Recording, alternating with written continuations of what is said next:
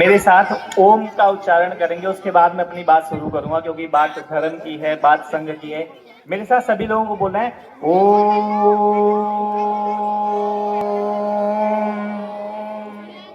हरिओम तत्सत। जोरदार ताली बजाएं सिर्फ अपने लिए।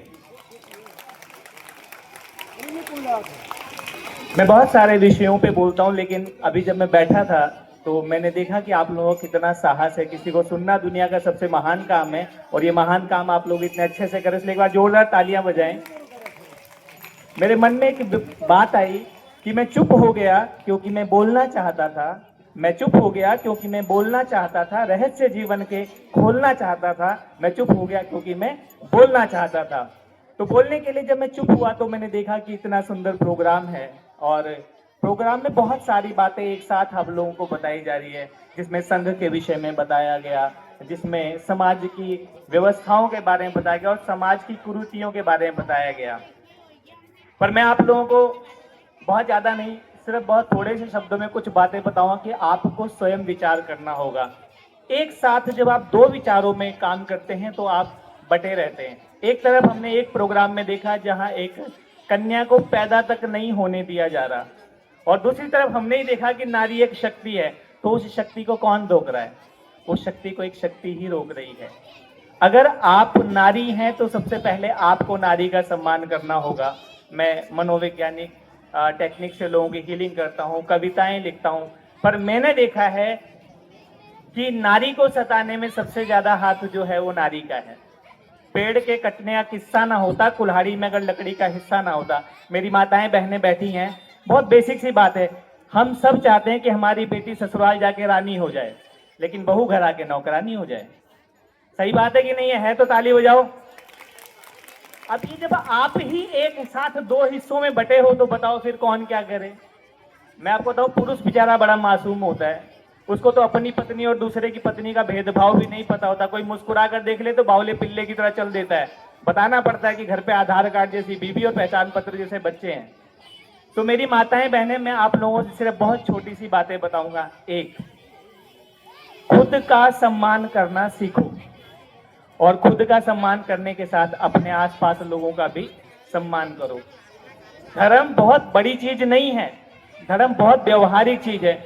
सारे लोग एक साथ बार मेरे साथ भगवान राम जी का जयकार है, बोल सियापति रामचंद्र की।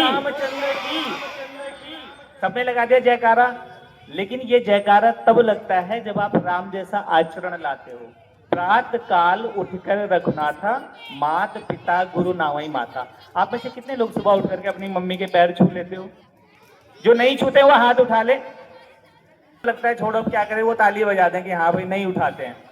तो जब तक आपके आने ही नहीं है तब तक कितने ही जयकारे लगा लो, बात बनेगी नहीं। मैं आधी दुनिया घुमाऊं, कम से कम 12-14 कंट्रियों में तो मैंने काम किया है, और मैं आप लोगों को बहुत ईमानदारी से बता दूं, आपके मंच में ही मुफ्त बोल रहा हूं, इतना इंतजार करके। बाकी सबसे पहले पेमेंट ले लेते हैं और वो इंतजार करते हैं। तो यहाँ अद्भुत अनुभव रहा, और उसका कारण है मेरे बचपन के मित्र मुकेश राणा। एक बार इनके लिए ताली बजा दो। हम लोगों ने बचपन से सफर शुरू किया, पैदल से लेकर के मैंने हवाई जहाज तक का और फॉर्च्यूनर तक का। दुनिया की जितनी खूबसूरत और जितनी महंगी और जितनी लग्जरी लाइफ होती है मैंने सब जी। बट मेरा दोस्त आप लोगों के लिए सुबह से शाम तक लगा रहता है। इसको मैं समझाता समझाता मतलब दाढ़ी के बाल पक गए कि थोड़ा सा स्वार्थी हो जाओ, थोड़ा सा स्वार्थी हो जाओ, क्योंकि स्वार्थ के बिना परमार्थ नहीं सकता। बट मैं चाहता हूं कि आप सभी लोग स्वार्थी हो। कैसे स्वार्थी हो? स्वार्थ में स्व के अर्थ, स्वयं के अर्थ करें। स्वयं के अर्थ कितने लोग सुबह उठ करके योगा करते हैं? एक बार हाथ खड़ा करके बताएं मुझे। एक दो लोगों ने उठाया, बाकियों का नहीं उठ रहा। अगर आप स्वयं अपने ही शरीर का ध्यान नहीं रख रहे हो, सुबह उठ करके योग नहीं कर रहे हो, तो फिर आपके ऊपर प्रश्न चिन्ह लगता है। फिर ऐसे मंचन से कुछ होता नहीं है। मैं वृंदावन में एक प्रोग्राम में गया था, वहां एक स्वामी जी थे, बहुत पहुंचे हुए महात्मा। उनको सुनने के लिए बड़े बड़े महात्मा आते थे। तो मेरे से पहले उनका स्वामी जी का था, तो स्वामी जी ने बोला तुम बोल लो। मैंने कहा नहीं स्वामी जी, हम सुनेंगे।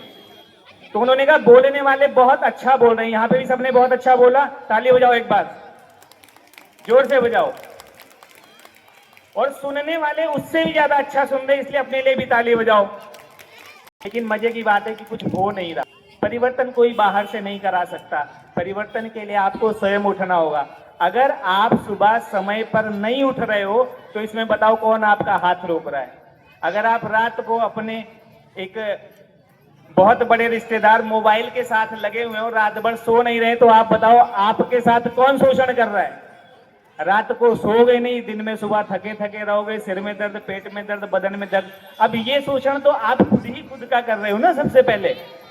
तो सभी लोग योग करें, ध्यान करें। और मैं एक बहुत छोटी सी कहानी के बाद अपनी बात खत्म कर दूंगा, क्योंकि मेरे पास बोलने के लिए बहुत कुछ है, लेकिन शायद आपके पास सुनने के लिए थोड़ा समय कम है। एक बार जंगल के अंदर इलेक्शन हुआ, जैसा कि सारी दुनिया में होता है, हमारे देश में तो विशेषकर होता है। और उस इलेक्शन के अंदर दो पक्ष हो गए, एक वेजिटेरियन और एक नॉन वेजिटेरियन। वेजिटेरियन मतलब जो लोग साग पात खाते हैं, नॉन वायलेंस वाले, अहिंसक वाले, और दूसरे वाले जो सबको खा जाते हैं, हिंसक वाले। तो हिंसक का जो नेता था वो बना शेर, और अहिंसक के नेता को बना दिया गया बंदर को। बंदर भारी बहुमतों से जीत गया, भेड़, बकरी, मुर्गी सब ने बंदर को वोट किया और बंदर जीत गया। बंदर की जो है वो सेरेमनी हो रही थी, मंत्री बनने जा रहे थे, पद पर बैठने जा रहे थे और माला पहनाई गई उसको। अचानक क्या हुआ कि एक बकरी आई, बोली महाराज, अरे महाराज सुनो। बोले चुप करो, अभी शहरी में। बोले नहीं नहीं, अरे वो एक शेर ने बकरी का बच्चा पकड़ लिया।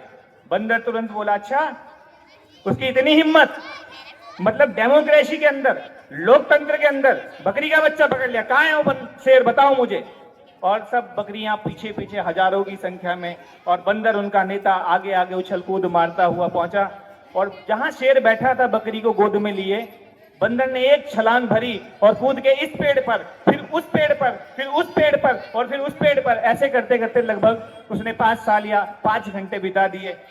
बकरी ने बोला महाराज बच्चा तो बचाओ। बोला चुप करो, बच्चा बचे ना बचे, हमारी भागदौड़ में कमी हो तो बताओ।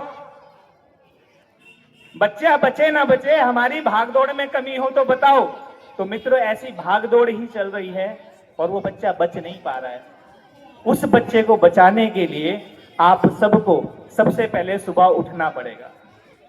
हिंदू हो तो सुबह उठ करके सूर्य नमस्कार करो, हिंदू हो तो सुबह उठकर हनुमान दंड मारो, हिंदू हो तो ताकतवर बनो, हिंदू हो तो अपने आप में पावरफुल बनो।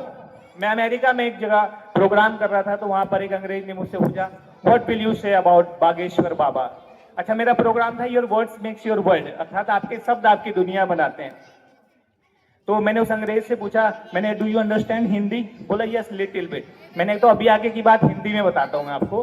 बस एक ही उल्लू काफी है बर्बाद गुलिस्ता करने को, अंजामे गुलिस्ता क्या होगा, हर शाख पे उल्लू बैठा है। बोले आप बाबा जी को उल्लू बोल रहे हो? मैंने कहा नहीं, मैं बाबा जी को नहीं, आपको उल्लू बोल रहा हूँ। अरे मैं तुम्हें पढ़ा क्या रहा हूं, तुम पूछ क्या रहे हो मुझसे? हनुमान मतलब पहलवान, हनुमान मतलब रामवान, हनुमान मतलब ज्ञानवान, हनुमान मतलब ध्यानवान, हनुमान मतलब प्राणवान। अगर ये सब आपके भीतर हैं तो आप हनुमान के भक्त हैं। बोल सियावती रामचंद्र की जय। तो मित्रों, हनुमान की तरह आप पहलवान बने, हनुमान की तरह आप ध्यानवान बने, हनुमान की तरह आप गुणवान बने। और इसके लिए आप सहयोग करें उन सभी लोगों का, जैसे मेरे मित्र यहाँ पर योगा सिखाते हैं, और इनके जो सहयोगी लोग हैं, आप सबको क्यों इकट्ठा किया है? इनसे आपको इकट्ठा करके इनमें से किसी की भी बैंक का बैलेंस नहीं बढ़ेगा। मेरी बहन इतनी देर से आप लोगों का मनोरंजन भी कर रही है, आपका उत्साहवर्धन करिए, इससे इनको व्यक्तिगत कोई लाभ नहीं होगा, लेकिन होगा आत्मसंतोष। तो आज अगर इस मंच से आप लोगों को एक भी बात समझ आई है, तो सबसे पहली बात ये करें कि मेरी माताएं बहनें जो हैं, वो माताओं बहनों का आदर करें, एक दूसरे को चूटी ना मारें, एक दूसरे की बैक बाइटिंग ना करें, निंदा ना करें। तो फिर करें क्या? सत्य साहित्य का अध्ययन करें, अच्छी बातें भी करें, वो पूछें जो आपके हितकारी हो। शुरुआत स्वास्थ्य से करें। और बस मैं अपनी वाणी को यहीं विराम दूंगा, इससे अधिक नहीं बोलूंगा। और एक बार मेरे साथ सभी लोग बोले, हमको मन की शक्ति देना, मन विजय करें, दूसरे की जय से पहले खुद की जय करें, भेदभाव दिल से अपने साफ कर सकें, दोस्तों से भूल हो तो माफ कर सके। अगर मेरे शब्दों से किसी को कोई पीड़ा पहुंची हो तो मैं सबसे क्षमा चाहूंगा, और अगर सबको आनंद पहुंचा हो तो आशीर्वाद चाहूंगा। एक बार जोरदार तालियों के साथ आप करें। हरिओम तत्सत। धन्यवाद।